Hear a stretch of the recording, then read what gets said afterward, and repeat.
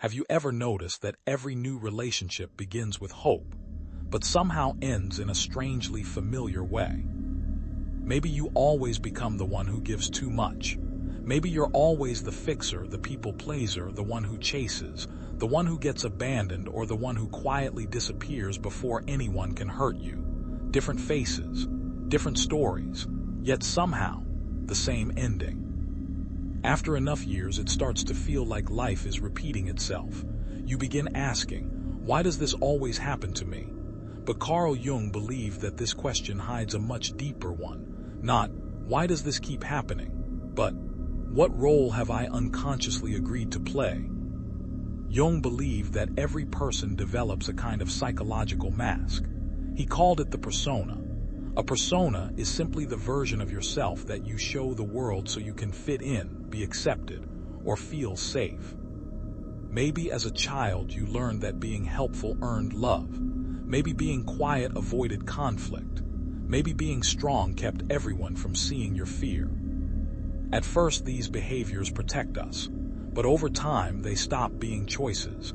They become identities. You don't just help people anymore. You believe you must help people to deserve love. Imagine someone named Sarah.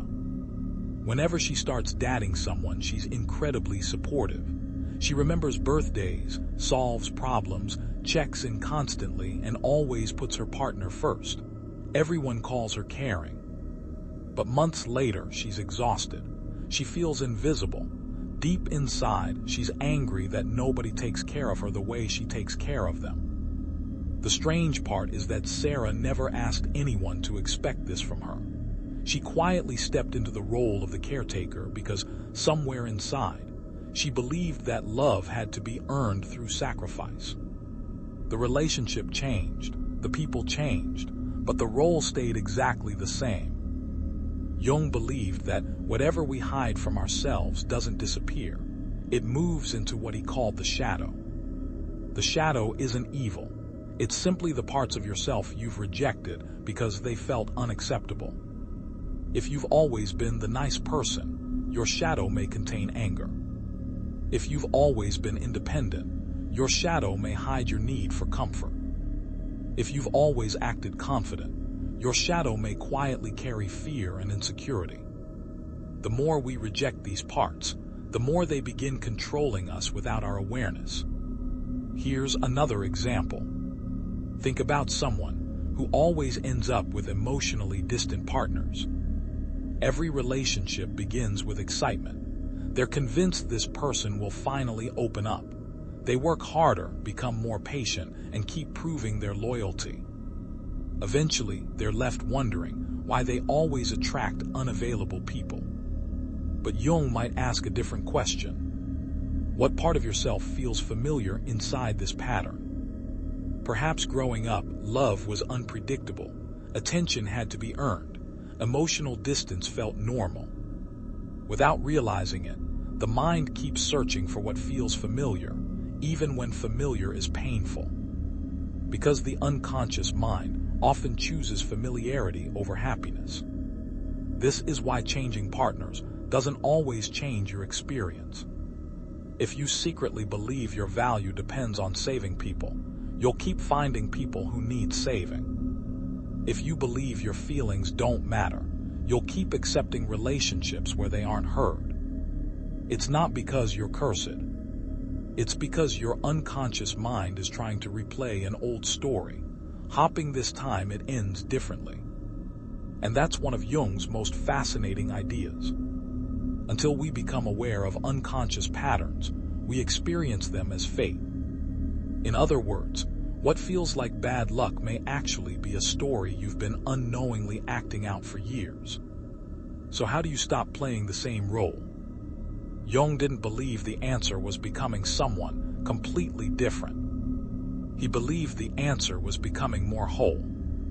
That means welcoming back the parts of yourself you've ignored.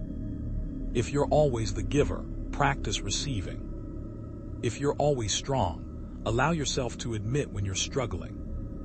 If you're always agreeable, learn to say no without apologizing. These small moments feel uncomfortable, because they challenge the identity you've carried for years. But discomfort isn't always a sign that something is wrong. Sometimes it's a sign that something hidden is finally being seen. This process is what Jung called individuation. Individuation simply means becoming your complete self, instead of living through only one small version of who you are. It's not about perfection. It's about allowing kindness and anger, strength and vulnerability, confidence and fear, to exist together without pretending one side doesn't exist. Ironically, the more complete you become, the less you need other people to confirm your worth. Relationships stop feeling like auditions. They become genuine connections between two real people. The next time you notice yourself saying, "This always happens to me," pause before blaming fate. Ask yourself, what role am I playing right now? What am I afraid would happen if I stopped playing it? Those two questions can reveal more about your life than years of repeating the same cycle.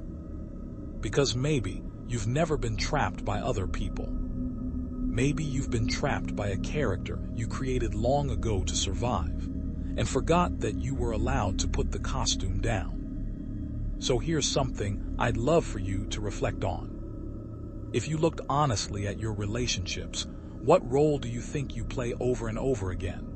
The caretaker, the rescuer, the peacemaker, the perfectionist, the one who leaves first, or someone else entirely? Share your answer in the comments. You might be surprised how many people recognize the same pattern in themselves.